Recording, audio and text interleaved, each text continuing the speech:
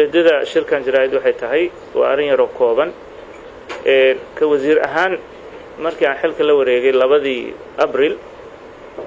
waxaa jiray oo lagu wareejiyay documenti oo wasaaradda documentigii ayaan dib u eegis iyo ukurgelid ku sameeyay isla markaana aan xog wareysiyo la sameeyay shaqaalaha wasaaradda waxa ii soo baxay inay jiraan cabashooyin fara badan muxuu ahaa inay jiraan muxuu ahaa maamul xumo iyo inay jiraan maasuq baahsan sidaas daraadeed anigoo wasiirka wasaaradda warfaafinta ah mas'uuliyadna iga saaran tahay inaan maaragtay wax alaale wixii maasuq keeni kara laga hortago waxaan maanta qaatay go'aan ah inaan xilkii shaqo ka fariisin ku sameeyay agaasimaha guud ee wasaaradda warfaafinta iyo agaasimaha maamulka iyo miisaaniyadda ee wasaaradda warfaafinta taas waxay ku timid waxay ahayd muxuu ahaa si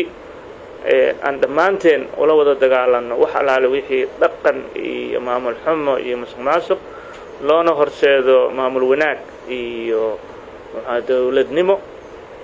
ayaan go'aankaas qaatay mar haddii agaasimihii guud muxuu ahaa shaqo ka fariisin lagu sameeyay waa muwaadin waa mas'uul wuxuu xaq u leeyahay inuu eedeymahaas lagu soo eedeeyo iska difaaco annagana waxaan u gudbinaynaa xeer ilaalinta iyo hantidhowrka si ay baarid ugu sameeyaan inta baarista ka socotana walow shaqadii laga fariisiyey labada mas'uul haddana waxay xuquuq u leeyihiin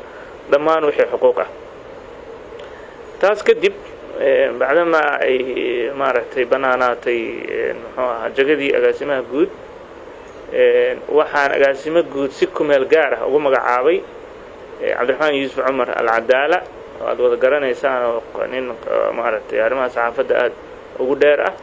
si loo dardargeliyo howlaha muhiimka ah ee wasaaraddu u hayso qaranka gaar ahaan bahda saxaafadda ay ku jiraan tan dawladda iyo tan gaarka ah taas kadib iyadana waxaan sameeyay muxuu ahaa isku shaandhayn ama muxuu ahaa waaxyaha sidaas daraadeed waxaan agaasimaha TV-ga qaranka u magacaabay liibaan cabdi cali ood wada garanaysaan agaasimaha soonana waxaan u magacaabay haybe hore u ahaa agaasimaha qorsheynta waaxda maamulka iyo qorsheyntana waa isku darnay iyadana waxaan agaasime uga dhignay oo maamulka iyo qorsheynta naasir xasan xuseen